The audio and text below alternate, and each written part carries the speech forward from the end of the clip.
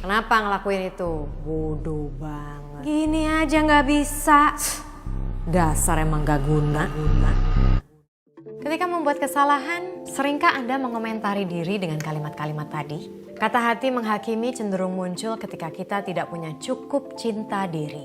Cinta diri itu bukan narsisisme. Orang yang narsis menganggap dirinya paling benar, paling hebat, egois, congkak, dan rakus perhatian. Sementara orang yang cinta diri adalah dia yang bisa menghargai diri sendiri sehingga menjadi individu yang lebih baik untuk dirinya dan orang lain. Orang yang cinta diri adalah dia yang bisa bersahabat dengan diri sendiri. Cinta diri sangat berpengaruh pada kehidupan kita sehari-hari. Seseorang yang tidak cinta diri ketika melakukan kesalahan kecil mencambuk dirinya secara terus-menerus dengan komentar negatif hingga menggerus harga diri. Masa gini aja nggak bisa?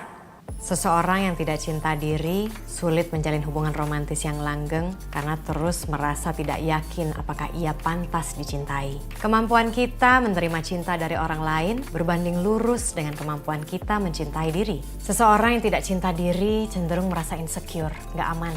Ketika manusia merasa tidak aman, pilihannya fight or flight. Bertengkar dengan orang sekitar atau lari dan tenggelam dalam kesedihan tak berujung.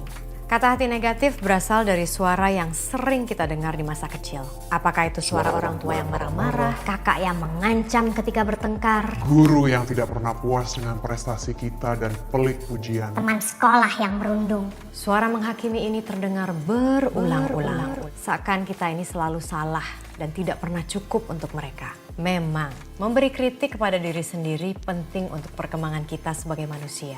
Namun kerap suara kritik itu terlalu keras, bahkan destruktif. Intonasi yang sesungguhnya tidak terlalu berguna untuk membuat kita lebih baik. Kritik destruktif berkepanjangan bahkan bisa mendorong kita menjadi putus asa, depresi, atau bahkan bunuh diri karena benci diri. Mulai tumbuhkan cinta diri. Jadilah sahabat terbaik bagi diri sendiri. Ketika kata hati mulai mencambuk secara bertubi, sadari. Ganti suara ini dengan suara menenangkan yang pernah kita dengar dalam hidup kita. Apakah itu suara sahabat terbaik, seorang psikiater, atau penulis favorit penuh kebijaksanaan? Kata hati yang sehat itu seperti suara yang datang dari hakim yang bijaksana. Seseorang yang bisa membedakan mana yang baik dan buruk, tapi juga bisa memaafkan, adil, akurat dalam memahami masalah, sehingga bisa membantu kita mencari jalan keluar. Nah, bagaimana mulai menjadi sahabat atau hakim yang bijaksana bagi diri sendiri? Seorang sahabat bisa melihat kekurangan kita, tetapi juga mengingatkan sederet kelebihan kita. Seorang sahabat mendengarkan keluh kesah kita dan mampu melihat titik permasalahan dan menawarkan kebijaksanaan dan penghiburan agar kita kembali semangat. Seorang sahabat menyukai kita apa adanya, bahwa kita ini sudah cukup, tidak perlu kurang, tidak perlu lebih. Seorang sahabat punya welas asih. Ketika kita gagal, dan pasti ada gagal dalam hidup, mereka pengertian, nggak apa-apa, nanti coba lagi. Dikala saya sedih dan putus asa, dikala suara menghakimi terus-menerus menghujam pikiran dan tubuh saya ingat kembali dan ulangi dalam hati kata-kata dari penulis dan filsuf kesayangan saya. Tidak apa, kamu sudah berusaha berbuat sebaik mungkin.